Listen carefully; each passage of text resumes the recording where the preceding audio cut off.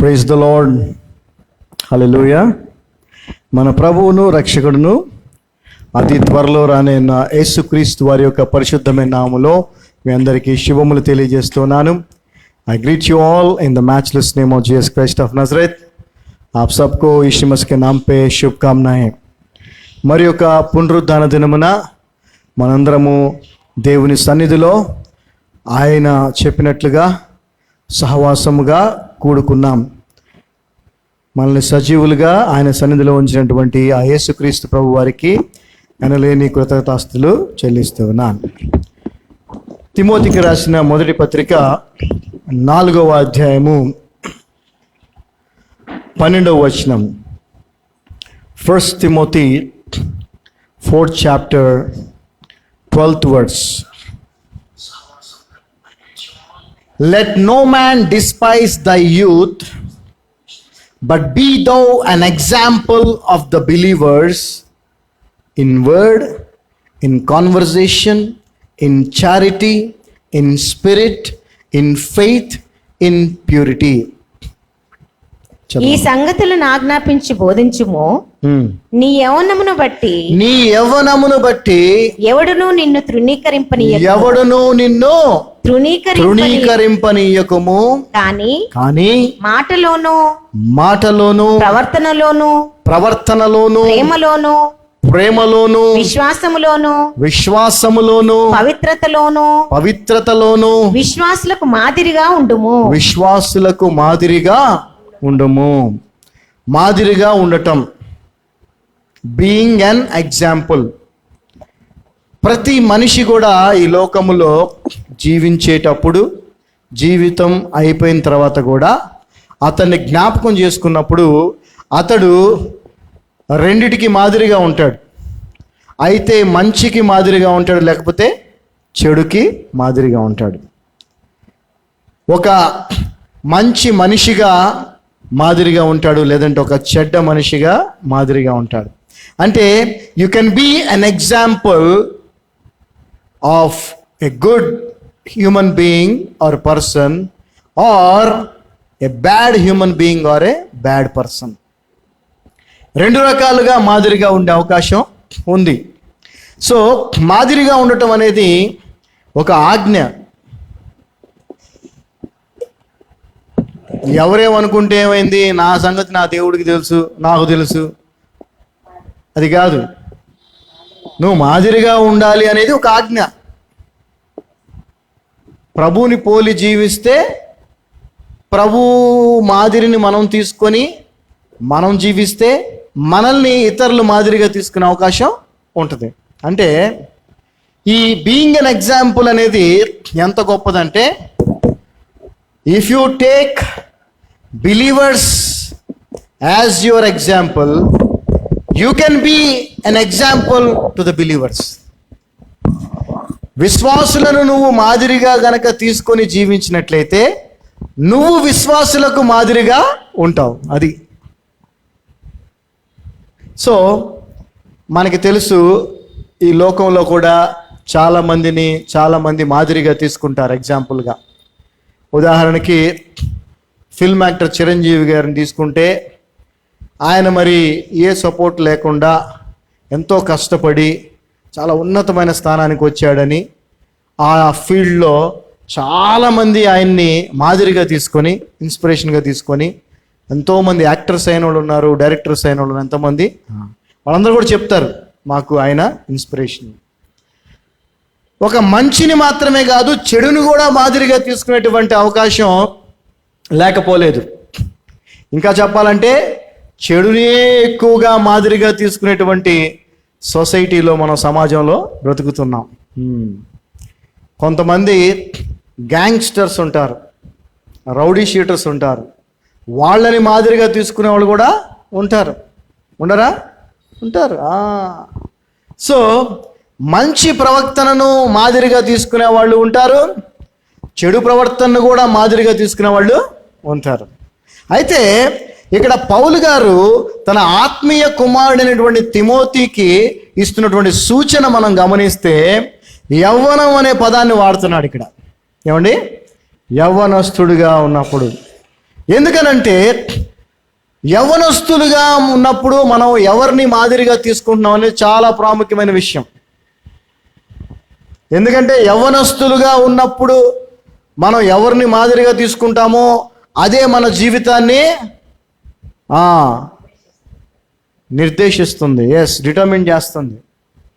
కాబట్టి యవ్వనస్తుడిగా యవ్వనస్తురాలిగా నువ్వు ఉన్నప్పుడు నువ్వు చాలా జాగ్రత్తగా ఉండాలి. ఎలా ఉండాలంటే let no man despise the youth. నిన్ను ఎవరు కూడా తప్పు పట్టకుండా చూసుకోమంటున్నాడు. నిన్నెవరు కూడా వేలెత్తి చూపించకూడదు. నిన్నెవరు కూడా ప్రశ్నించే స్థితికి నువ్వు వెళ్ళకూడదు. ఎదుటి వ్యక్తి ముందు తలదించుకునేటువంటి పనులు నువ్వు చేయకూడదు అనేటువంటి తన ఉద్దేశం. ఇది చాలా అవసరం అండి క్రైస్తవ సమాజానికి. ఎందుకంటే ప్రభు చెప్తున్నాడు, మీలాంటి వారిని వల్లనే కదా నా నామానికి అవమానం. అంటే అవమానం ఎప్పుడు కలుగుద్ది? మనము చెడ్డ మాదిరిగా ఉన్నప్పుడు.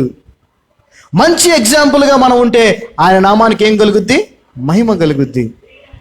సరే, ఇక్కడ యవనస్తుడిగా ఉన్నప్పుడు అని రాశాడు కదా అని ఇది కేవలం యవనస్తులకి అనుకోవడానికి లేదు. ఇది 80 సంవత్సరాల విశ్వాసికి కూడా వర్తిస్తుంది. ఎందుకనంటే వాక్యం సెలవిస్తూ ఉంది, మా బాహ్య శరీరము రోజు రోజుకి బలహీనపడుతున్నప్పటికీ మా అంతరంగంలో మేము అంతరంగ పురుషుడు అనుదినము నూతన పరుస్తపడతా ఉన్నాడు. అంటే ఏంటి? మనం బాహ్య రూపం చూసేవాళ్ళం కాదు, దేవుడు కూడా చూడు. కాబట్టి మన అంతరంగ పురుషుడు అనగా ఆత్మీయ జీవితంలో మనము ప్రతిరోజు నూతన పరచబడుతూ ఉన్నాం. కాబట్టి మనం ముసలోళ్ళం కాదు, అంటే యవ్వనస్తులమే. హల్లెలూయా. కాబట్టి యవ్వనస్తులు అనగానే కేవలం 18 నుంచి 30 వరకు అని అనుకోబాకండి. మనందరికీ ఇది వర్తిస్తుంది. హల్లెలూయా. అంటే మనందరము కూడా ఎవరు మనల్ని వేలెత్తి చూపించే విధంగా మనం ఉండకూడదు. మన ప్రవర్తన కానీ మన మాటలు కానీ ఏమిటో అవన్నీ కూడా తర్వాత మనం చదవబోతున్నాం, తెలుసుకోబోతున్నాం. సో ఇక్కడ మనెవరూ కూడా ప్రభువు పేరిట అవమానపరిచేటువంటి స్థితిలో మనం ఉండకూడదు. ఏం క్రైస్తవులండి వీళ్ళు అనే మాట రాకూడదు. ఏం విశ్వాసం అండి, క్రిస్టియన్ అంట అనే మాట రాకూడదు. వాళ్ళండి క్రిస్టియన్స్. అది అయితే యవ్వనం అనేటువంటిది ఎటువంటిదంటే, యవ్వన స్థితిలో ఉన్నటువంటి బిడ్డలు ఎక్కువగా మంచిని మాదిరిగా తీసుకునే అవకాశం లేదు. ఎందుకంటే ప్రపంచం వాళ్ళ చుట్టుపక్కల అంతా కూడా ఏముంది? చెడే ఉంది, పాపమే ఉంది. ఎవరో మీ తల్లిదండ్రులు, మీ శ్రేయోభిలాషులు ఒకళ్ళో ఇద్దరో నీకు మంచి మాదిరిని చూపిస్తారు. ఉదాహరణకి, అదిగో అమ్మాయి చూడు ఎంత చక్కగా చదువుకుంటుందో, ఆ అబ్బాయి చూడు ఆ ఫ్రెండ్స్ అని ఏం తిరగకుండా ఎంత మంచిగా ఉంటాడో. అలాంటి వాళ్ళు ఎంతమంది ఉంటారు? ఒకళ్ళిద్దరే ఉంటారు. వాళ్ళని మనం చూపిస్తాం. అది వాళ్ళకి నచ్చదు. ఎందుకనంటే వాళ్ళ చుట్టుపక్కల ఉన్నటువంటి ఈ మిగిలిన యవ్వనస్తులు ఎవరైతే ఉంటారో వాళ్ళు చాలా ఎక్కువ మందిని ఎగ్జాంపుల్గా చూపిస్తారు. ఏమని? అందరూ చేయగా నువ్వు చేస్తే తప్పేంటి, అందరు చేయట్లా అంటారు. అంటే ఎక్కువ మందిని చూపిస్తారు ఎగ్జాంపుల్గా నీకు. ఏది? చెడు మాదిరిగా, చెడ్డ ఎగ్జాంపుల్గా. నిన్ను ప్రేమించేటువంటి తల్లిదండ్రులు కానీ, నీ పరలోకపు తండ్రి కానీ, నీ రక్షకుడైన యేసు ప్రభు కానీ నీకు చూపించేది మంచి మాదిరిని చూపిస్తాడు.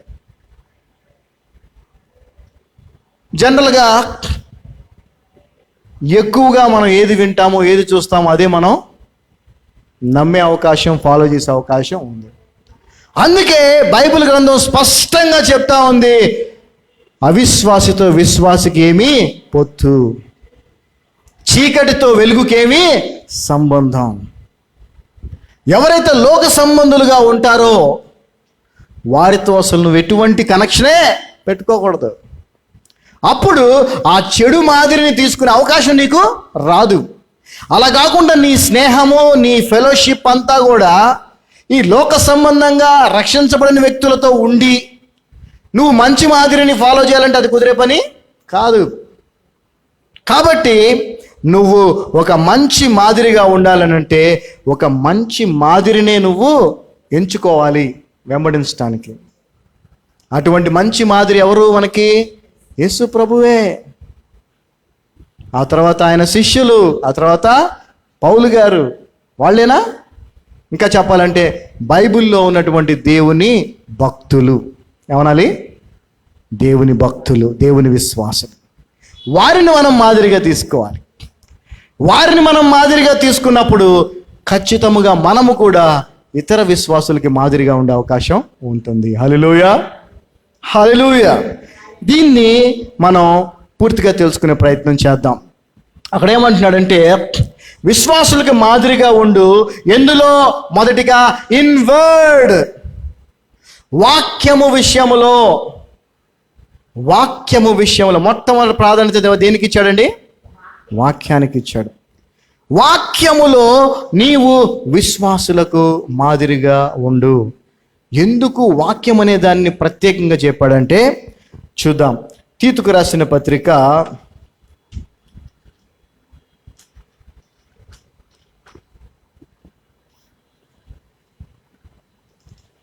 2వ అధ్యాయము 6వ వచనం నుంచి కనుక మనం చూసినట్లయితే, young man likewise exhort to be sober minded. ఇక్కడ చూడండి వాక్యం ఏం సెలవిస్తుందంటే, అదే అపోజిట్ పౌలు గారు తీతుకు రాసిన పత్రికలో అంటున్నాడు. చదవమా 2:6. అటువలనే స్వస్థ బుద్ధి గలవారై ఉండవలెనని యవ్వన పురుషులను హెచ్చరించుము. ఇక్కడ యవనస్తులు ఎలా ఉండాలనంటే స్వస్థ బుద్ధి గలవారై. అదే ఇంగ్లీష్లో మనం చూస్తే సోబర్ మైండెడ్. సోబర్ అంటే రియలిస్టిక్గా ఉండటం, అంటే వాస్తవికంగా ఉండటం. ఏదో ఊహల్లోనో లేదంటే ఊహాజనితమైనటువంటి విధంగా కాదు. అదేవిధంగా సీరియస్, నాట్ ప్లేఫుల్. అంటే ఏంటి? ఏదో ఆషామాషిగా వాక్యం విషయంలో యవ్వనస్తులు కానీ మనం కానీ ఏదో ఆషామాషిగా ఉండకూడదు. ఏదో ఆటపాటలు కాదు ఇది. విశ్వాస జీవితం అనేది ఆటపాటలతో కూడింది కాదు. ఇది చాలా ఖచ్చితమైంది. It's an serious issue. It's not playful and self controlled. Sober అనే పదానికి అర్థాలు ఏంటంటే ఇవన్నీ కూడా. ఎక్కువ శాతం ఈ సోబర్ అనే పదానికి మద్యపానము లేకుండా ఉండటం కొరకు దాన్ని వాడతారు. బట్ దానికి ఇంకా అనేక అర్థాలు ఉన్నాయి. అదేంటంటే రియలిస్టిక్గా ఉండటం, seriousness, not playful and self controlled. Sober minded అంటే ఏంటి? మైండ్ని కంట్రోల్లో పెట్టుకోమంటున్నాడు దేవుడు. హల్లెలూయా. యవనస్తులు, విశ్వాసులమైన మనము మన యొక్క మైండ్ని కంట్రోల్లో పెట్టుకోవాలా. దాన్ని వాస్తవికమైనటువంటి వాస్తవం వైపే ఉంచాలా. ఊహాజనికమైన వాటి వైపు మన యొక్క మైండ్ని పెట్టకూడదు. అది ఎప్పుడు కూడా ఎంతో ఖచ్చితమైనటువంటిదిగా ఉండాలి. ఎందుకనంటే మనం ఏవి ఆలోచిస్తామో మన మైండ్లో ఏది ఉంటుందో అదే మన నోట్లో నుంచి వస్తుంది. మనం ఏదైతే మైండ్లో పెట్టుకుంటామో అదే మన నోట్లోంచి వస్తుంది. మనం ఏదైతే మాట్లాడుతూ ఉంటామో దాన్నే మనం చేస్తాం. ఏదైతే చేస్తూ ఉంటామో అదే మనకి అలవాటుగా మారిపోద్ది. ఆ అలవాటే వ్యసనం అయిపోద్ది. ఆ వ్యసనమే మనల్ని నాశనానికి తీసుకెళ్తుంది.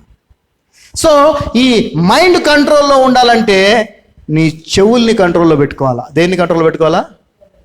ఎందుకంటే మైండ్లోకి ఏదైనా వెళ్ళాలంటే దేంట్లోంచి వెళ్తుంది? అందుకే మీరేం వింటున్నారో జాగ్రత్తగా చూసుకోమని బైబిల్ చెప్తా ఉంది. It's warning. ఏది పడితే అది వినొద్దు అని చెప్తుంది Bible. If you want to be sober minded you should be very careful what you are hearing, because whatever you hear will go into your mind. నీ మైండ్లో ఉన్నది నువ్వు మాట్లాడతావు, చేస్తావు, అదే నీ యొక్క గమ్యానికి నిన్ను తీసుకెళ్తావు, చెడ్డదైనా మంచిదైనా. సో మనం ఎప్పుడు కూడా దేవుని వాక్యాన్నే వినాలి. అయితే ఆ వాక్యము కూడా ఎలా ఉండాలి అని అంటే చూడండి, 7వ వచనం మనం చూస్తే, 7వ వచనం, తీతుకు రాసిన పత్రిక 2వ అధ్యాయం 7వ వచనం, Titus 2nd chapter 7th verse. In all things shewing thyself a pattern of good works. A pattern of good works. మంచి పనులు మనము చేసేవారిగా ఉండాలి. మంచి పనులు ఎప్పుడు చేస్తాం? మంచి పనులు చెయ్యాలి చెయ్యాలి చెయ్యాలి అని మనం విన్నప్పుడు, ఆ మంచి పనులు చేయాలి అనేటువంటి విషయం మన మైండ్లో ఫిక్స్ అయినప్పుడు మనం మంచి పనులు చేస్తాం. లేదు, చెడ్డ పనులు చేయాలి చెయ్యాలి చెయ్యాలి అని మనం విన్నప్పుడు ఆ చెడ్డ పనులు చేయాలనేదే మన మైండ్లో ఫిక్స్ అవుద్ది, అదే మనం చేస్తాం. సో మనం వినే మాటలు వాక్యానుసారమైనవా, ప్రభువుకి ఇష్టమైనవా కాదా అని తెలుసుకోవాలి. నీ తల్లిదండ్రులు నిన్ను ఒక పని చేయొద్దు అని చెప్తారు. నీ చెడ్డ స్నేహితులు ఏం చేస్తారు? చెయ్యి చెయ్యి చెయ్యి, ఏం కాదు చెయ్యి, ఏం అందరు చెయ్యి. నువ్వు దానికే ఫిక్స్ అవుతావు, ఎందుకంటే అదే ఎక్కువగా వింటావు కాబట్టి. అందుకే అలాంటివి చేయొద్దు అని చెప్పేవారి మాటలనే ఎక్కువగా వినాలి. నీ స్నేహితుడో స్నేహితురాలో, నీ ఫెలో బ్రదరో సిస్టరో నిన్నెప్పుడు హెచ్చరించే వారిని నువ్వు ఎన్నుకోవాలి. హల్లెలూయా. ఎందుకంటే రక్త సంబంధం, తల్లిదండ్రుల్ని నువ్వు ఎన్నుకోలేవు, అది దేవుని నిర్ణయం. కానీ నీ స్నేహితుల్ని నువ్వు ఎన్నుకోవచ్చు. ఎవరికి స్నేహితుడిగా ఉండాలి, స్నేహితుడిగా ఉండకూడదు, ఎవరికి స్నేహితురాలిగా ఉండాలి, ఎవరికి స్నేహితురాలుగా ఉండకూడదు అనేది నీ యొక్క చాయిస్. అది బైబిల్ ఏం చెప్తుంది? అవిశ్వాసతో నా అన్నప్పుడు ఏం చేయాలి? నువ్వు అవిశ్వాసులకి దూరంగా ఉండాలి. విశ్వాసతో నువ్వు ఉంటే ఆ విశ్వాసి ఖచ్చితంగా నిన్ను మంచి పనులు చేయమనే చెప్తా ఉంటుంది. అప్పుడు నీ మైండ్లో ఏం ఫిక్స్ అవుద్ది? మంచి పనులే చేయాలని ఫిక్స్ అవుద్ది, మంచి పనులే నువ్వు చేస్తావు. సో మంచి పనులు చేసే విషయంలో మనము ముందు ఉండాలంటే మన ఫెలోషిప్ జాగ్రత్తగా చూసుకోవాలి. మొదట మన మాదిరి యేసు ప్రభు, ఆయన శిష్యులు, విశ్వాసులు, భక్తిపరులైనటువంటి వారు. ఆ తర్వాత మనము కూడా అలా ఉండాలంటే ఫస్ట్ జాగ్రత్త పడాల్సింది మన ఫెలోషిప్ విషయంలో. ఇక్కడ మనం గమనిస్తే obedient to their own 7th verse, in doctrine shewing uncorruptness. జాగ్రత్త గమనించండి. ఎందుకు మొదటిగా మాదిరిగా ఉండే విషయములో వాక్యమును గురించి ప్రస్తావించాడంటే పౌలు గారు, వాక్యం అంతా కరప్ట్ అయిపోయిందంట. ఇప్పుడు బోధ అంతా పాడైపోయిందంట. కరప్ట్ అంటే ఏంటి? పాడైపోయింది. ఇప్పుడు సమాజం చాలా కరప్ట్ అయిపోయిందండి, అంటే చాలా పాడైపోయింది. బోధ కూడా పాడైపోయిందంట. అలా పాడైపోయిన బోధ లేకుండా నువ్వు జాగ్రత్త పడాలి. అది చదువమ్మా ఒకసారి. ఇప్పుడు పరపక్షమందుండువాడు మనలను గూర్చి చెడు మాట. 7వ వచనం అమ్మా, 7th verse, 2:7, తీతుకు రాసిన పత్రిక 2వ అధ్యాయం 7వ వచనం.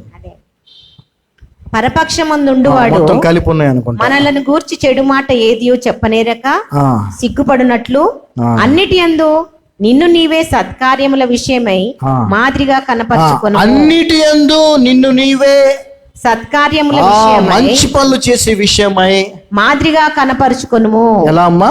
మాదిరిగా. మాదిరిగా. ఏది? మంచి పనులు చేసే విషయంలో మాదిరిగా. మంచి పనులు చేసే విషయంలో నువ్వు మాదిరిగా ఎప్పుడు ఉంటావు? మంచి పనులు చేసే వారిని మాదిరిగా నువ్వు తీసుకున్నప్పుడు. మంచి పనులు చేసింది ఎవరు? యేసు ప్రభు. మంచి పనులు చేసింది ఎవరు? ఆయన శిష్యులు. మంచి పనులు చేసింది ఎవరు? అపోస్తలులు.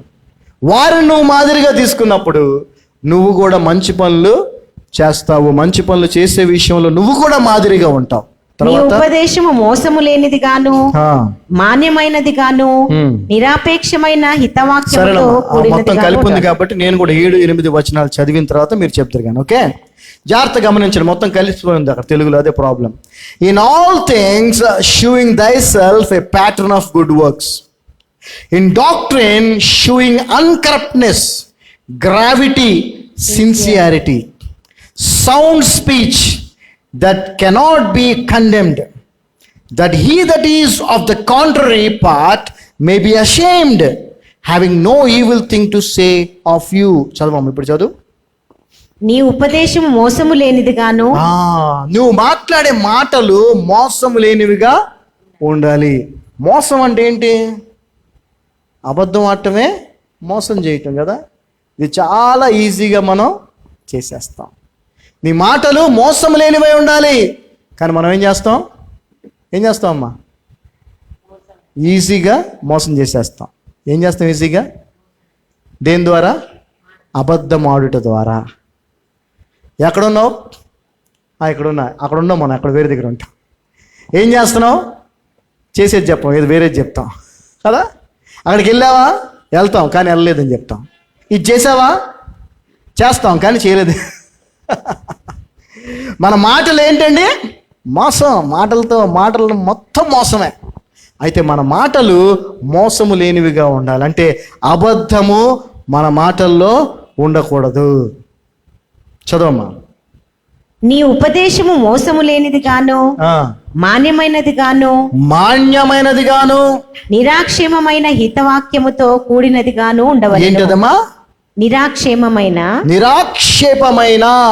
అని తెలుగులో ఉంది, ఇంగ్లీష్లో అన్కరప్ట్నెస్. అంటే పాడైపోయిందో చెడిపోయిందో లాగా నీ బోధ ఉండకూడదు. ఈ రోజున వాక్యము విషయములో నీవు మాదిరిగా ఉండాలంటే క్రీస్తు బోధను మాదిరిగా తీసుకొని జీవించాలి. కానీ ఈ రోజున క్రీస్తు బోధ ఏమైందా అంటే అది పాడైపోయింది, కరప్ట్ చేయబడింది. కరప్ట్ అనే పదానికి అర్థం గనక మనం చూసినట్లయితే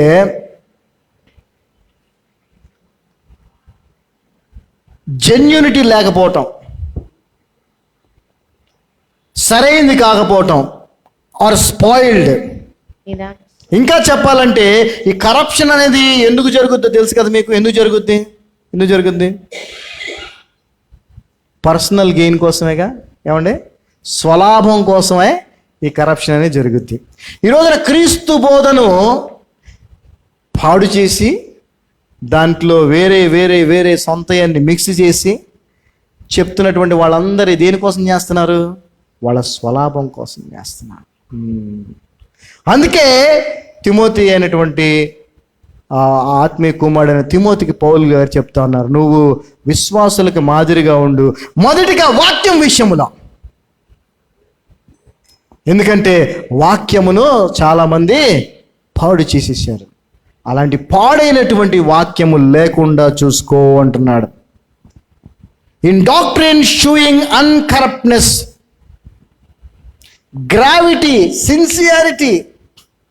గ్రావిటీ అని అంటే మనందరికీ తెలిసింది ఏంటి? భూమి ఆకర్షణ శక్తి అంటారు కదా. ఇంకా చెప్పాలంటే అదేంటి? వెయిట్. గ్రావిటీ అంటే ఏంటి? Weight, nothing but weight. అంటే you should be more strong.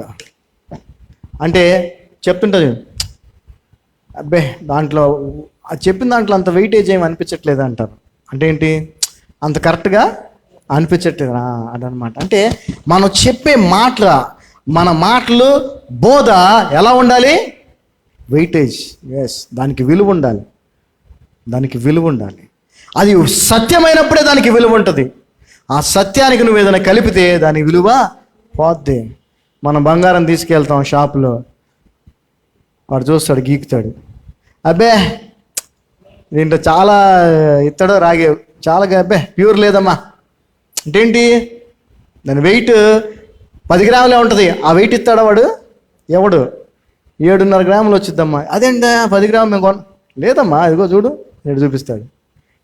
ఆ వెయిటేజ్ దానికి లేదు, ఎందుకంటే దాంట్లో వేరేది కలిసిందా.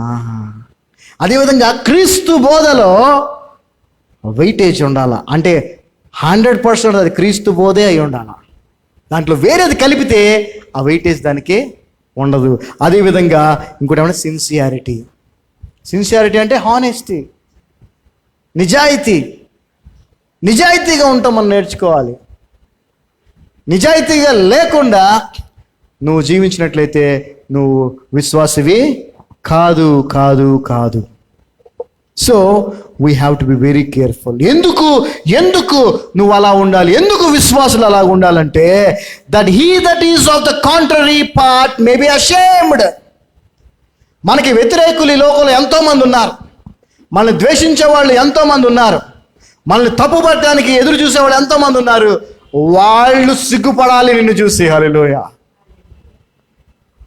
నీలో తప్పు చూపించాలని ప్రయత్నం చేసేవాడు ఏం చేయాలి?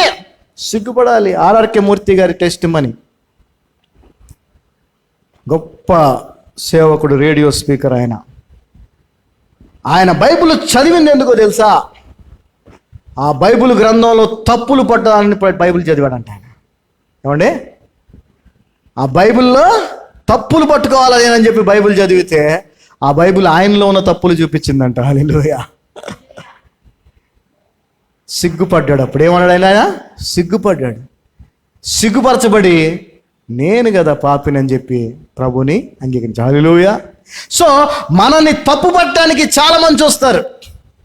సాతాను చేత ప్రేరేపించబడిన వాళ్ళు ఎప్పుడెప్పుడెల్లో తప్పు దొరుకుతుందని ఎదురు చూస్తూ ఉంటారు. అలా ఎదురు చూసేవాళ్ళు సిగ్గుపడాలంటే నువ్వు మంచి మాదిరిగా ఉండాలి. హల్లెలూయా. నీ మాటలు, నీ క్రియలు క్రీస్తు బోధతో నిండినవై ఉండాలి, నిజాయితీ కలిగిందే ఉండాలి. Having no evil thing to say of you. నిన్ను తప్పు పట్టాలని చూసేవాడికి ఎక్కడా తప్పు దొరకదన్నమాట. దొరకకపోతే వాడికి మెంటలు ఎక్కుద్ది. వాడు ఎవడో సైతానుడు. హల్లెలూయా. సైతానుడు కదా. యోబు విషయంలో కూడా చూపిద్దామని చాలా ప్రయత్నం చేశాడు. దొరికింది వాడికి? దొరకలా. యోబు దేవుణ్ణి మహింపరిచాడు, దేవుణ్ణి గెలిపించాడు. మరి నువ్వు నేను యోబుని మాదిరిగా తీసుకోవాలి. పరిస్థితులు ఎలా ఉన్నా కూడా ప్రభువుని స్తుతిస్తూనే ఉండాలి. పరిస్థితులు ఎలా ఉన్నా కూడా మనం ప్రభుని ప్రశ్నించేవారిగానో, ఇంకా లేదంటే తప్పు పట్టేవాడిగానో, నాకెందుకయ్యా ఇలా చేసావనే వారిగా మనం ఉండనే కూడదు. ద సేమ్ టైం ఎవరు కూడా మనల్ని తప్పు పట్టే విధంగా మనం ఉండకూడదు. అలా తప్పు పట్టాడు అని అంటే మనము దేవునికి అవమానకరంగా ఉన్నట్టే. చెప్పాలంటే మంచి మాదిరిగా లేనట్టు. మనం మంచి మాదిరిగా ఉండాలని ప్రభువు కోరుకుంటూ ఉన్నాడు. సో ఇన్ వర్డ్, వాక్యం విషయంలో మనము చాలా జాగ్రత్తగా ఉండాలి. క్రీస్తు బోధ కాకుండా దానికి అనేకములు కలిపి బోధిస్తున్నారు. అసలు సువార్తని కరెక్ట్గా చెప్తేనండి, కరెక్ట్గానే చెప్పాలి యాక్చువల్గా సువార్త, కానీ సువార్త ఎవరు కరెక్ట్గా చెప్పట్లా.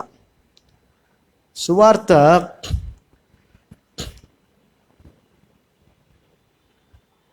Self suicide. ఏంటండి అది? సువార్తను అంగీకరించడం అంటే సెల్ఫ్ సూసైడ్. అంతే కదా. యేసుప్రభు ఏం చెప్తున్నాడు? నీ పాత మనిషి ఏమవ్వాలి? చచ్చిపోవాలి లేదా?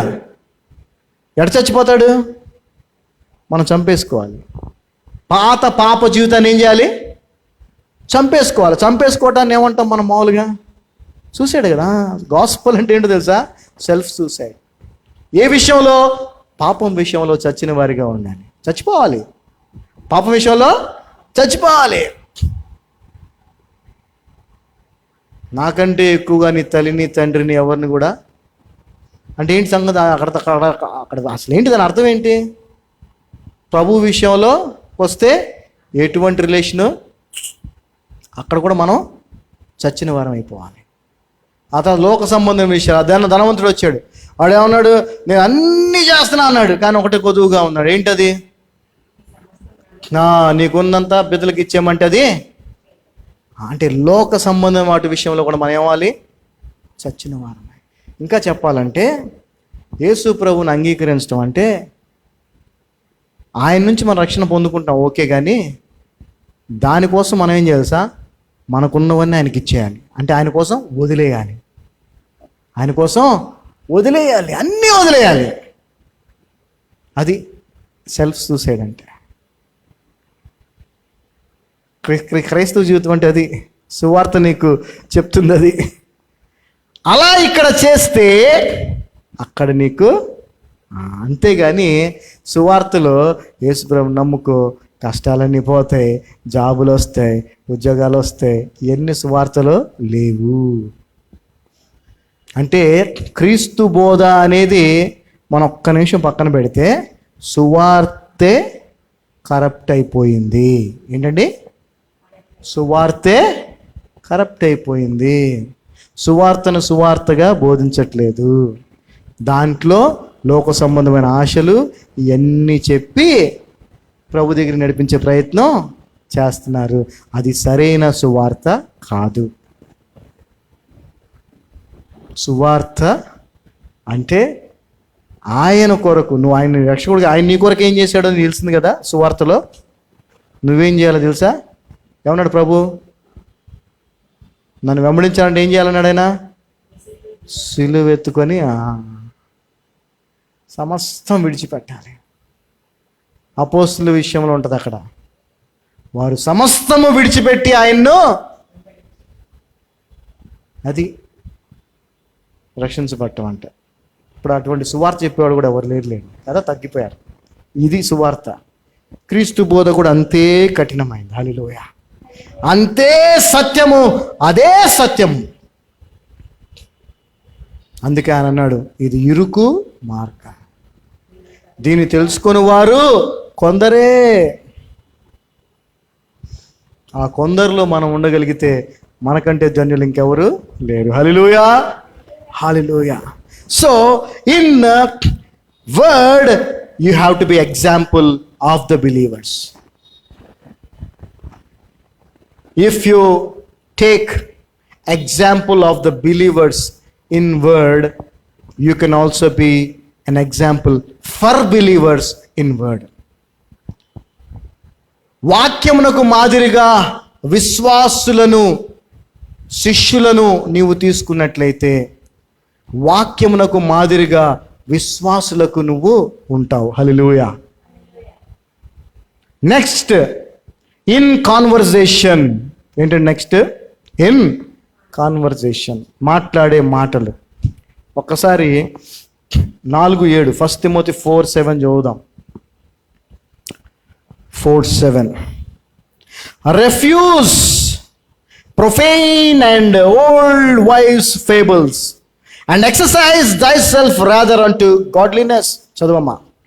అపవిత్రములైన ముసలమ్మ ముచ్చటలను విసర్జించి, ముసలమ్మ ముచ్చట్లను విసర్జించి దేవభక్తి విషయములో నీకు నీవే సాధకము చేసుకొనుము. ఇది ఎక్కువ కదండి మనకి, ఈ ముచ్చట్లు బాగా ఎక్కువ. ఇక టాపిక్ స్టార్ట్ అయిందంటే అది ఎక్కడో స్టార్ట్ అయింది, ఎక్కడికో వెళ్ళిపోతూ ఉంటుంది. అనవసరం, అది మనకు అవసరం లేనివి అవి. కానీ ఏం చేస్తాం? ఆ సోదే మాట్లాడుతూ ఉంటాం, ఆ సోదే వింటూ ఉంటాం. దానికి దూరంగా ఉండు, వాటిని రిఫ్యూజ్ చేయంటే తిరస్కరించేసేమంటున్నాడు. ఎవరన్నా ఏదన్నా లోక సంబంధమైనది, ప్రభు గురించి కాకుండా వేరే ఏదైనా మాట్లాడుతుంటే మనం వేరే ఇంకేమైనా మాట్లాడుకుందామా అని చెప్పేయగలగాలి. You should be brave enough to say no to profane and old wives fables. నీకు ధైర్యం కావాలి క్రైస్తవుడిగా జీవించాలంటే. తెలుసా ఏం కావాలి నీకు క్రైస్తవుడిగా జీవించాలంటే? ధైర్యం కావాలి. Because you have to say no to so many people on the face. చాలా మందిని వారి మొహం మీదే నువ్వు ఆగు, లేదంటే తప్పు అని చెప్పాల్సిన పరిస్థితులు నీకు వస్తాయి. దానికి ఏం కావాలి? ధైర్యం కావాలా? అందుకే దేవుడు మనకు ప్రేమ, శక్తి మరియు ఇంద్రియ నిగ్రహము కలిగిన ఆత్మనే ఇచ్చాను, కానీ పిరికితనము కలిగిన ఆత్మను ఇవ్వలేదంటే ఏమి ఇచ్చాడు? ధైర్యం కలిగిన ఆత్మని ఇచ్చాడు. ఈరోజు ధైర్యం ఉందా క్రైస్తవుడికి? క్రైస్తవుడు అని చెప్పుకోవడానికే ధైర్యం లేదు. ఇంక ఇవన్నీ ఆడు చేస్తాడు అంటే ఎంత దూరంగా ఉన్నారో చూడండి క్రీస్తుకి, క్రీస్తు చూపించిన మాదిరి జీవితానికి. పిలాతు ముందు ధైర్యంగా చెప్పాడు ప్రభు, ఎస్ నేను దేవుని కుమారుణ్ణి. ఎస్, నిన్ను చంపడానికైనా విడిపించడానికైనా నాకు అధికారం ఉందంటే అంత సీన్ నీకు లేదురా బాబు, నాకే ఉంది అధికారం అన్నాడు. హల్లెలూయా. ఉందా మీలో ఆ ధైర్యం? జాగ్రత్తగా ఆలోచించండి. సోది మాటలు మాట్లాడుకుంటూ కూర్చుంటే ఉపయోగం లేదు. వాళ్ళ గురించి, వీళ్ళ గురించి, దాని గురించి, దీని గురించి. Leave it. దేవుని గురించి మాట్లాడండి, దేవుని వాక్యం మాట్లాడండి, సాక్ష్యాలు చెప్పుకోండి ఒకళ్ళతో ఒకళ్ళు, దేవుని కార్యాలను మాట్లాడండి. నా ప్రాణమా యెహోవాను సన్నిధించుము, ఆయన చేసిన మేళ్లను మరవద్దు. ఎందుకు మరవద్దు? మాట్లాడుతూ ఉంటే మరవకుండా ఉంటాం. You have to speak always about God.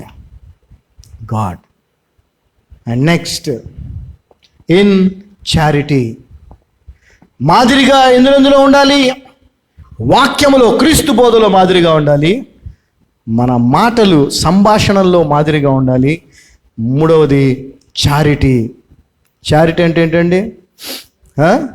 Charity అంటే ప్రేమే. చారిటీ అంటే క్రీస్తు ప్రేమ. చారిటీ అంటే ఇవ్వటం, ఇచ్చే విషయములో, మేలు చేసే విషయములో మనం విశ్వాసులకి మాదిరిగా ఉండాలి. విశ్వాసులు ఎంత మేలు చేశారో మనకు తెలుసు. వారికి ఉన్నవన్నీ కూడా అమ్మేసి అవసరం ఉన్న వాళ్ళందరికీ పంచారా లేదా? ఇచ్చారా లేదా? ఏది ఆ మాదిరి నీలో నాలో ఉందా? చారిటీలో మాదిరిగా మనం ఉన్నావా? ఎందుకు లేమంటే చారిటీలో మాదిరిగా ఉన్న వాళ్ళు మనం మాదిరిగా తీసుకోవట్లేదు. సింపుల్. దాచుకునేవాళ్ళు, దోచుకునే వాళ్ళే మనకి మాదిరి. మన బోధకులు, ఇప్పుడున్న బోధకులందరూ ఎవరండి? దోచుకునేవాళ్ళు, దాచుకునేవాళ్ళు. వాళ్ళే మాదిరిగా చూసుకొని వీళ్ళు కూడా దోచుకునేవారుగా, దాచుకునేవారుగానే ఉన్నారు తప్ప శిష్యులను ప్రభువుని మాదిరిగా చూసుకొని ఇచ్చేవారిగా లేరు. కానీ మనం ఎల్లప్పుడూ ఇచ్చేవారిగా ఉండాలి. చూడండి ఒకసారి గలతీయులకు రాసిన పత్రిక 6వ అధ్యాయము 9-10 వచనాలు మనం చూసినట్లయితే, and let us not be weary in well doing, for in due season we shall reap if we faint not. చదవమ్మా. మనము మేలు చేయుటయందు విసుకక ఉందము. మేలు చేయుటయందు విసుకక ఉందము. ఏమండి, జనరల్గా విసుగు ఎప్పుడు వచ్చిందండి మనిషికి? ఎప్పుడు వచ్చింది విసుగు? కాదండి, ఏదైనా పని చేస్తా ఉన్నప్పుడు విసుగు వచ్చింది. ఏమండి, విసుగు ఎప్పుడు వస్తుంది? ఏదైనా పని చేస్తానా, ఇంకెన్ని చేయాలండి రొట్టెలు, అవునా? ఫస్ట్ ఉండదు విసుగు. 4 రొట్టెలు చేసినప్పుడు ఉండదు. ఈయన అంటాడు, మా ఫ్రెండ్స్ వస్తున్నారు కానీ ఇంకో 6 రొట్టెలు చేయి అనగానే అప్పుడు విసుకొస్తుంది. అప్పుడు దా చేసింది బాగానే ఉంటుంది, ఇంకా ఎక్కువ అంటే చేసే పని చేస్తానే ఉండాలంటే విసుకొచ్చింది ఎవరికైనా. ఇక్కడ మేలు చేసే విషయంలో విసుగక అంటే దాని అర్థం ఏంటి? మేలు చేస్తూనే ఉండేవారిగా ఉండాలి మనం. అప్పుడు కదా మేలు చేయటంలో విసుకొచ్చేది. అర్థమవుతుందా? అసలు మేలు చేయట్లేదు లేండి, అసలు విషయం అది. క్రైస్తవులు చేస్తున్నారంటే లేదు, చెప్పాం కదా. దాచుకునేవారిగా ఉంటారు. ఎందుకని? దాచుకునేవారిని మాదిరిగా తీసుకుంటున్నారు కాబట్టి. కానీ బైబుల్ ఎవరిని మాదిరిగా తీసుకోమంటుంది? మేలు చేసేవారిని మాదిరిగా తీసుకోమంటుంది. మేలు చేసేవారిని మాదిరిగా తీసుకుంటే మనం ఏం చేయాలి? మేలు చేస్తూనే ఉండాలి. సో మేలు చేస్తూనే ఉన్నప్పుడు కూడా విసుగొచ్చుద్ది. ఎందుకు రాదు? ఏ పనైనా చేస్తానే ఉంటే విసుగొచ్చుద్ది. అప్పుడు కూడా విసుక్కోవద్దు అంటున్నాడు. గమనించారా? అంటే మేలు చేసే విషయంలో విసుకొచ్చే స్థాయిలో మనం చేస్తూ ఉండాలా. కానీ మనం ఫుల్ ఆపోజిట్, చేయట్లా. ఇప్పుడు చదువమ్మా. మనము మేలు చేయుటయందు విసుగక ఉందము. మనము అలియక అలసిపోయేది కూడా ఎప్పుడండి? అలసిపోయేది ఎప్పుడు? ఎక్కువ కాలం ఎక్కువసేపు చేసినప్పుడు కదా. అంటే విసుగొచ్చేది ఎప్పుడు? చేస్తానే ఉన్నప్పుడు. అలసిపోయేది ఎప్పుడు? చేయాల్సిన దానికంటే ఇంకా ఎక్కువ చేసేటప్పుడు కదండి. ఇప్పుడు పొద్దునుంచి మధ్యాహ్నం దాకా చేసి 1 గంట రెస్ట్ తీసుకుంటారు, మళ్ళీ 2 నుంచి 5 దాకా చేస్తారు పని, డైలీ పని చేసేవాళ్ళు, అవునా? అలా కాకుండా పొద్దునుంచి మధ్యాహ్నం కూడా గ్యాప్ లేకుండా, సాయంత్రం 5 కాకుండా 10, 12 దాకా కూడా చేస్తానే ఉండాలనుకోండి పని. అలసిపోడా? అంటే మనం ఎట్లా చేయాలి మేలు? చేస్తానే ఉండాలా. విసుగు వస్తుంది కానీ విసుక్కోకుండా చేస్తానే ఉండాలా. అలసిపోతాం మేలు చేసి చేసి, అలసిపోవద్దు అంటున్నాడు. హల్లెలూయా. చదవమ్మా. మనము మేలు చేయటందు మనము మేలు చేయుటయందు విసుకక ఉందము. మనము అలయక మేలు చేసినతనేమి తగిన కాలమందు పంట పోతుము. మీరు చేసే ఏ పని కూడా వృధాగా పోదని బైబిల్ చెప్తా ఉంది. దేవుడు దానికి ప్రతిఫలాన్ని ఖచ్చితంగా ఇస్తాడు. అయితే మనం మాత్రం చేయాలి. సో మాదిరిగా, విశ్వాసులకు మాదిరిగా ఉండేవాళ్ళం మనం. వాక్యములో, క్రీస్తు బోధలో మాదిరిగా ఉండాలి. మన సంభాషణల్లో మాదిరిగా ఉండాలి. అదేవిధంగా మేలు చేయుటలో మాదిరిగా ఉండాలి. 10వ వచనం మనం చూసినట్లయితే, as we have their for opportunity. జాగ్రత్తగా గమనించండి. ఆపర్చునిటీ అనే పదం మనం దేనికి వాడతాం? ఆపర్చునిటీ అంటే ఏంటండి? అవకాశం రావటం కదా. అబ్బో వీడికి అవకాశం దొరకాలే కానీ వీడు కొండనే మింగేస్తాడు అనే పదం. మామూలుగా అవకాశం దొరకాలే కానీ అనేది, అవకాశం కోసం ప్రతి ఒక్కరు ఏం చేస్తుంటాం? ఎదురు చూస్తూ ఉంటాం కదా. అయితే ఇక్కడ మేలు చేసే విషయంలో అవకాశం అంటున్నాడు. దాన్ని అంటే ఏంటి? అవకాశం కోసం అందరూ ఎదురు చూస్తుంటాం కదా. అదేవిధంగా ఇతరులకు సహాయం చేసే విషయంలో, ఇతరులకు మేలు చేసే విషయంలో ఎప్పుడు నాకు అవకాశం దొరుకుద్దా, ఎప్పుడు ఇతరులకు నేను మేలు చేయాలా అని ఎదురు చూడాలి మనం. హల్లెలూయా. చదవమ్మా. కాబట్టి మనకు సమయం దొరికిన కొద్దీ, as we have therefore, సమయం కాదు ఆపర్చునిటీ, అవకాశం దొరికిన కొద్దీ, let us do good unto all men. అందరి ఎడలను విశేషముగా విశ్వాస, especially unto them who are of the household of faith. అందరి ఎడల నువ్వు మేలు చేస్తా ఉండాలా. ఎప్పుడు? సమయం దొరికిన కొలది. సమయం కాదు, అవకాశం దొరికిన కొలది. అవకాశం అనేది నువ్వు ఎదురు చూడాలి అవకాశం కోసం. అవునా? అవకాశం వచ్చినప్పుడు దాన్ని వదులుకుంటారండి ఎవరన్నా? ఒక కేజీ బంగారం గెలుచుకునే అవకాశం దొరికింది అనుకో, ఓ స్లిప్ రాసేస్తే, ఓ స్లిప్ రాసి వేయండి అమ్మా, డ్రా తీస్తారు సాయంత్రం, కేజీ బంగారం గెలవచ్చు మీరు అని అంటే వేయకుండా ఉంటారా మీరు? అంతకంటే అవకాశం చక్కగా రాసేసేస్తారు కదా. అవకాశం అంటే ఇతరులకు మనం ఏదైనా చేస్తున్నాం అనుకో మేలు, అది దేవుడు మనకిచ్చిన అవకాశం.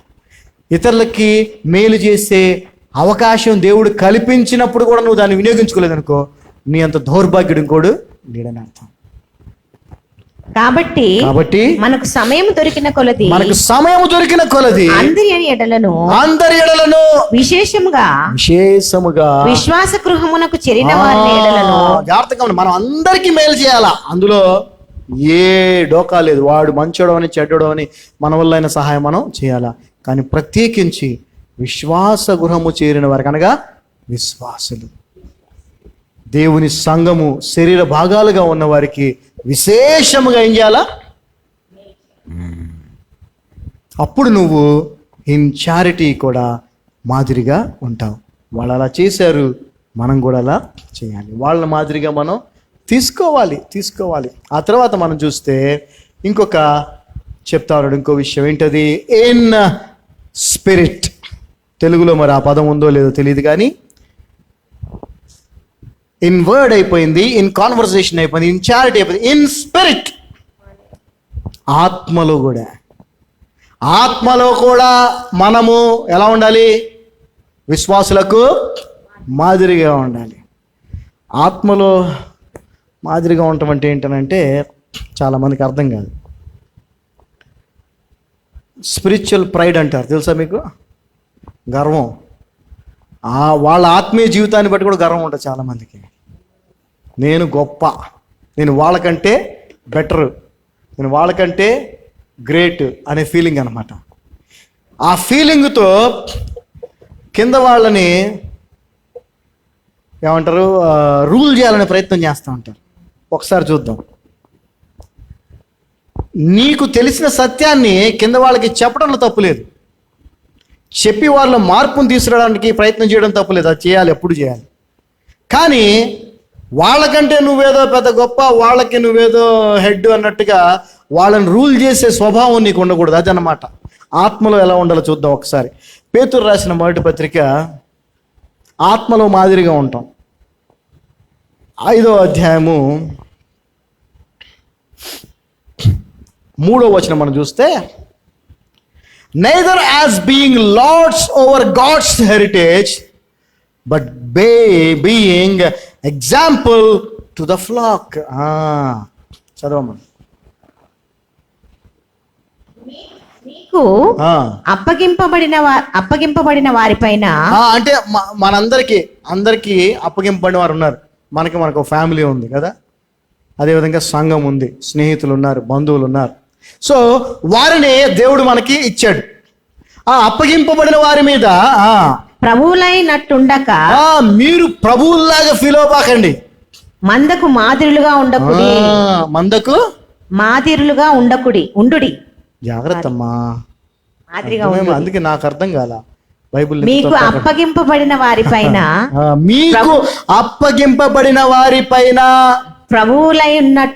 ప్రభువులైనట్టుండక, మీరే పెద్ద ప్రభువులైనట్టుగా ఉండకుండా మందకు మాదిరులుగా ఉండుడి. మీకు అప్పగించబడిన వారు, మీ దగ్గర ఉన్న వారందరికీ ఎలా ఉండాలి? మాదిరిగా ఉండాలి. చాలా మంది ఈ రోజున ప్రభువులుగా ఉంటున్నారా లేదా? సేవకులు అసలు వాళ్ళకి మించిన వాళ్ళు ఎవరు లేరనే ఫీలింగ్ అలా ఉంటుంది అంటున్నాడు. అది ఎవరి మందయ్యా? ఎవరి మంద? చూడండి, జాగ్రత్త చదువుతున్నా, వినండి. neither as being lords over God's heritage. వీళ్ళంతా విశ్వాసులంతా ఎవరు? ఈ మంద ఎవరిది? దేవుని స్వాస్థ్యం. అది దేవుని స్వాస్థ్యం మీద నువ్వు ప్రభువు కాదు. గుర్తుపెట్టుకో, దేవునికి నువ్వు సేవకుడివే, దేవుని స్వాస్థ్యానికి కూడా నువ్వు సేవకుడివే. హల్లెలూయా. కానీ అలా ఫీల్ అవుతున్నారా ఆత్మలో? లేదు, గొప్పవారిగా ఫీల్ అవుతున్నారు. ఈయన ఇలా నుంచుంటే చెప్పులు తొడగాలి ఒకళ్ళు వచ్చి పాస్టర్ గారికి, ఏమండి అంతేనా? చెప్పులు తొడుగుతారు. ఈయన బైబిల్ తీసుకొని నడవడు, పక్కన వాళ్ళు బైబిల్ తీసుకొస్తారు, అక్కడ దాకా తీసుకొచ్చి అక్కడ పెడతారు. బైబిల్ కూడా మొయ్యడు ఈయన. అదేంటది? ఇది పెద్ద ప్రభువులాగా ఫీలింగ్. కానీ యాక్చువల్గా మనందరం ఎవరమంటే దేవునికి సేవకులము, అదేవిధంగా దేవుని స్వాస్థ్యమైన ఆయన మందకు కూడా సేవకులం. We are not the lords of God's heritage or his flock, but we are the servants of God's heritage and his flock. అందుకే ప్రభువు శిష్యుల పాదాలు కడిగి ఆయన, నేను సేవకుణ్ణి, పరిచారము చేయటానికి వచ్చాను కానీ చేయించుకోవటానికి రాలేదు. సో ఆత్మలో మాదిరిగా ఉండటం అంటే ఇది. ఆత్మలో మాదిరిగా ఉండటం అంటే మనము సేవకులం అనే విషయాన్ని ఎప్పుడు మర్చిపోకుండా, సేవ చేయటానికి మనం దేవుడు ఏర్పాటు చేశాడు కానీ సేవ చేయించుకోవడానికి కాదు అనే విషయాన్ని మనం ఎప్పుడు కలిగి ఉండాలి, తెలుసుకొని ఉండాలి. దాన్ని ఎప్పుడు మర్చిపోకూడదు. Then we are right in spirit. అప్పుడు మనం ఆత్మలో కూడా ఇతరులకు మాదిరిగా ఉన్నవారం అవుతాం. హల్లెలూయా. ఆ తర్వాత చూస్తే ఇన్ ఫెయిత్ ఇంకోటి ఉందండి ఇక్కడ. వాక్యములో మాదిరిగా ఉండాలి, సంభాషణలో మాదిరిగా ఉండాలి, చారిటీ అనగా మేలు చేయటంలో మాదిరిగా ఉండాలి, ఆత్మలో మాదిరిగా ఉండాలి. అదేవిధంగా ఎందులో మాదిరిగా ఉండాలి? విశ్వాసములో కూడా మాదిరిగా ఉండాలి. విశ్వాసములో మాదిరిగా ఉండాలంటే మనకి మాదిరి ఎవరవ్వాలి? విశ్వాసమునకు కర్తయు దానిని కొనసాగించువాడు అనేటువంటి యేసుక్రీస్తు మనకి మాదిరే ఉండాలి. చూడండి, హెబ్రీయులకు రాసిన పత్రిక 12వ అధ్యాయము 2వ వచనం. Hebrews 12 chapter 2nd verse. Hebrews 12 chapter 2nd verse. హెబ్రీయులకు రాసిన పత్రిక 12వ అధ్యాయం 2వ వచనం. Looking unto Jesus, the author and finisher of our faith, who for the joy that was set before him endured the cross, despising the shame, and he sat down as the right hand of the throne of God. చదవమ్మా. మనలను ఆవరించి ఉన్నందున మనము కూడా ప్రతి భారమును సిలువుగా చిక్కులబెట్టు పాపమును విడిచిపెట్టి విశ్వాసమునకు కర్తయు దానిని కొనసాగించువాడునైనా యేసు వైపు చూచుచు మన ఎదుట ఉంచబడిన పందెములో ఓపికతో పరిగెత్తుదము. మనకి మాదిరిగా ఎవరు ఉండాలండి? యేసు ప్రభు. విశ్వాసములో మనం మాదిరిగా యేసు ప్రభు ఉన్నట్లయితే మనము కూడా ఇతరులకు విశ్వాసముల మాదిరిగా ఉంటాం. ఆయన విశ్వాసం అంతా కూడా దేని మీద? పరలోక రాజ్యములో ఆయనకి ఇవ్వబోయే స్థానం మీదే. అందుకని ఈ లోకములో ఎటువంటి శ్రమనైనా కూడా ఆయన లెక్క చేయలేదు. అటువంటి విశ్వాసాన్ని మనం కూడా మాదిరిగా తీసుకొని ఈ లోకంలో ఎటువంటి భయంకర పరిస్థితులు వచ్చినా అక్కడ నాకు దేవుడు గొప్ప స్థానం ఇవ్వబోతున్నాడని వీటిని లెక్క చేయకుండా మనం విశ్వాస యాత్రలో ముందుకి వెళ్ళిపోవాలి. హల్లెలూయా. అంతేకాదు ఎటువంటి విశ్వాసమో తెలుసా యేసు ప్రభుది? ఒకసారి చూడండి, యోహాను సువార్త 11వ అధ్యాయము 43వ వచనం మనం చూసినట్లయితే, యోహాను సువార్త 11:43, John gospel 11th chapter 43rd verse. యేసు ప్రభు యొక్క విశ్వాసం ఎంత గొప్పదో చూడండి. And when he thus said had spoken, he cried with a loud voice, Lazarus, comfort. సమాధిలో పెట్టి అప్పటికే 4 రోజులు అయిపోయింది, శరీరం కూడా కూలిపోయే పరిస్థితి ఉంటుందని అందరూ అనుకుంటున్నటువంటి సమయంలో యేసు ప్రభు వచ్చాడు. ఆ సమాధి దగ్గరికి నిలబడి, లాజరు బయటికి రా అన్నాడు. ఒకవేళ రాపోతే ఆ డౌట్ ఆయనకు ఉందా? లేదు. ఎందుకంటే తను పలికింది తన తండ్రి నెరవేరుస్తాడనే విశ్వాసం ఆయనకు ఉంది. హల్లెలూయా. మరంత విశ్వాసం నీకుందా? ఉండాలి. హల్లెలూయా. యేసు ప్రభు తన తండ్రి మీద ఏదైతే విశ్వాసాన్ని కలిగి ఉన్నాడో అదే విశ్వాసాన్ని మనం యేసు ప్రభు మీద కలిగి ఉండాలి. హల్లెలూయా. అప్పుడు మనం విశ్వాసంలో కూడా మాదిరిగా ఉన్నవారు. ఆయన ఎలాగైతే విశ్వాసమునకు కర్తయు దాన్ని కొనసాగించువాడిగా ఉండి ఈ లోకములో ఎన్ని శ్రమలున్నా పరలోకంలో తనకి ఇవ్వబోయేటటువంటి ఆ స్థానాన్ని చూస్తూ ఎన్ని లెక్క చేయలేదో మనం కూడా అలా జీవించాలి. అదేవిధంగా తన పలికిన మాటను తండ్రి నెరవేరుస్తున్నటువంటి విశ్వాసముతో ఎలాగైతే లాజరు బయటికి రా అన్నాడు, అలాగే మనము కూడా విశ్వాసముతో పలికే వారిగా ఉండాలి. హల్లెలూయా. అది విశ్వాసములో మాదిరిగా ఉండటం. And last and the next is purity. Next ఏంటండి? In purity. వాక్యములో మాదిరిగా ఉండాలి, సంభాషణలో మాదిరిగా ఉండాలి, మేలు చేయుటలో మాదిరిగా ఉండాలి, ఆత్మలో మాదిరిగా ఉండాలి, విశ్వాస విషయంలో మాదిరిగా ఉండాలి. లాస్ట్గా ప్యూరిటీ అంటే చెప్పండి. ప్యూరిటీ అంటే ఏంటి? ఎస్, శుద్ధంగా ఉండటం, పరిశుద్ధంగా లేదంటే పవిత్రంగా ఉండటం. శుద్ధముగా అంటే క్లీన్గా, ప్యూర్గా ఉండటం. అందులో కూడా మనం మాదిరిగా ఉండాలి. ఎందుకనంటే ఖచ్చితంగా ఆ విధముగా మనము ప్యూరిటీ లేకపోతే, అంటే మన హృదయంలో ప్యూరిటీ లేకపోతే, ప్యూరిటీలో పరిశుద్ధంగా శుద్ధంగా ఉండే విషయంలో మనం మాదిరిగా లేకపోతే, శుద్ధంగా లేకపోతే మనం దేవుణ్ణి చూడలేం. మత్తయి సువార్త 5వ అధ్యాయం 8వ వచనం ఏం చెప్తుంది చెప్పండి? హృదయ శుద్ధి గలవారు ధన్యులు, వారు దేవుని చూచెదరు. Blessed are those who are pure in. ప్యూరిటీలో మాదిరిగా ఉండటం అంటే ఏంటంటే మన హృదయాన్ని ఎప్పుడు కూడా శుద్ధ హృదయంగా ఉంచుకోవటం. మరి అలా ఉందా మన హృదయం? చెక్ చేసుకోవాలి. మనం చెక్ చేసుకోవాలి. ఎవరి మీద ద్వేషం, కోపం, అసూయ, పగ, కార్పణ్యం ఇట్లాంటివి ఏమైనా ఉన్నాయా? ఏమీ లేకుండా పరిశుద్ధంగా మన యొక్క హృదయం ఉండేలాగా చూసుకోవాలి. ఎందుకంటే మనము పరిశుద్ధ అంటే హృదయ శుద్ధిలో కూడా మనం మాదిరిగా ఉండాలి. హృదయ శుద్ధి లేకుండా దేవుణ్ణి మనం చూడలేం. ముందు మనం చూడాలి లేదా దేవుణ్ణి? నేను చూడాలనుకుంటున్నా అంటే ఏం చేయాలా? నా హృదయాన్ని శుద్ధంగా ఉంచుకోవాలా. ఎలా శుద్ధంగా ఉంచుకోగలవు నీ హృదయాన్ని?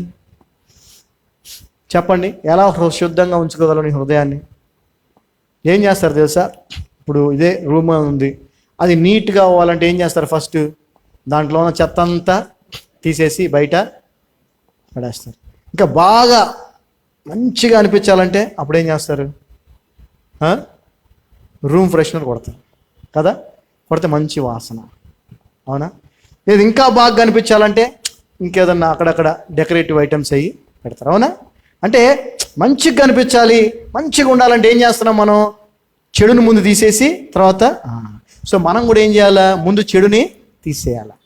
చెడుని మనం తీసేయగలమా అంటే తీసేయడానికి ఒకటే process.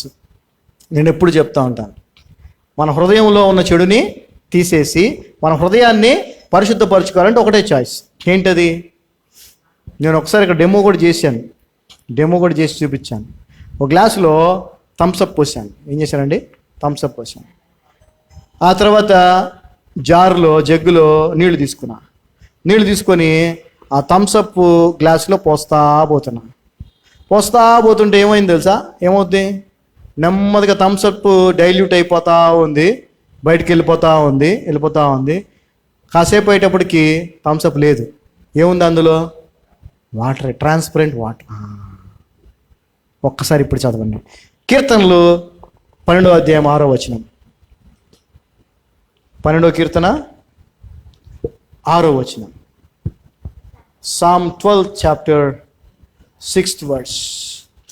Psalm 12 chapter 6th verse. The words of the Lord are pure words. ఏంటండి? యెహోవా మాటలు పవిత్రమైనవి. The words of the Lord are pure words, as silver tried in a furnace of earth, purified 7 times. చదవమ్మా. అవి 7 మార్లు కరిగి ఊదిన వెండి అంత పవిత్రములు. అది.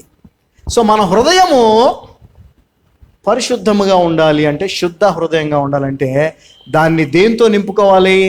పవిత్రమైన పరిశుద్ధమైన దేవుని వాక్యముతో నింపుకోవాలి. అప్పుడు మాత్రమే మన హృదయము ప్యూర్గా అవుతుంది. అప్పుడు మాత్రమే మన హృదయం క్లీన్ అవుతుంది. హల్లెలూయా. అదేవిధంగా సామెతలు 30వ అధ్యాయము, సామెతల గ్రంథము, Proverbs 30th chapter,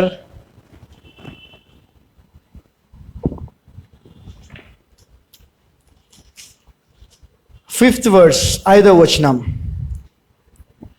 every word of God is pure. చూసారా? దేవుని ప్రతి వాక్కు కూడా పవిత్రమైనది, పరిశుద్ధమైనది. He is a shield unto them that put they trust in him. చదవమ్మా.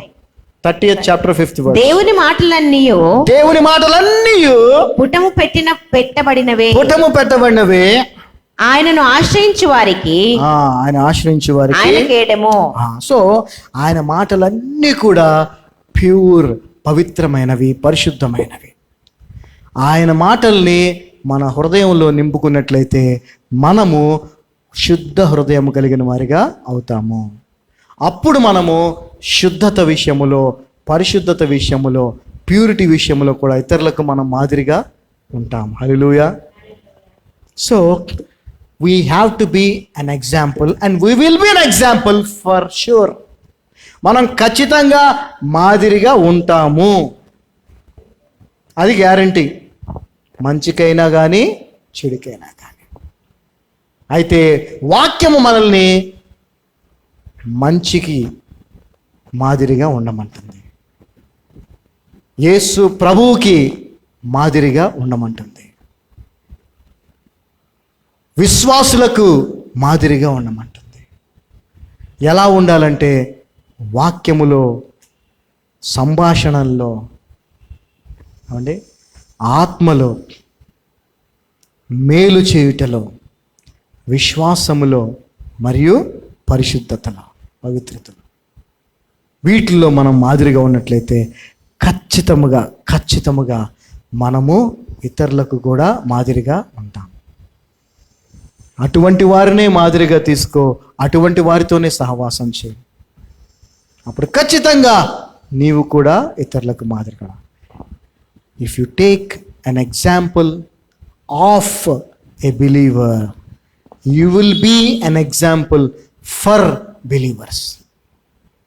నీవు విశ్వాసులను మాదిరిగా తీసుకున్నట్లయితే నీవు విశ్వాసులకు మాదిరిగా ఉంటావు. ఆమేన్. హల్లెలూయా.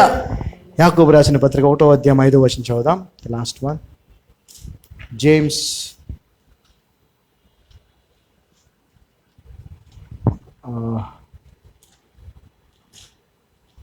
First chapter,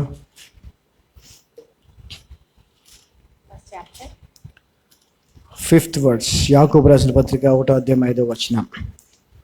If any of you lack wisdom, No. First Timothy, not James. First Timothy, first chapter, 5th verse. First chapter, 5th verse. Now, the end of the commandment is, జాగ్రత్త గమనించండి. Now, the end of the commandment, ఫైనల్గా ఈ ఆజ్ఞ యొక్క ముగింపు ఏంటంటే, charity out of pure heart and of a good conscience and of faith unfeigned. చదవమ్మా. ఉపదేశ సారం ఏదనగా, ఉపదేశ సారం అంటే ఏంటండి? సారాంశం.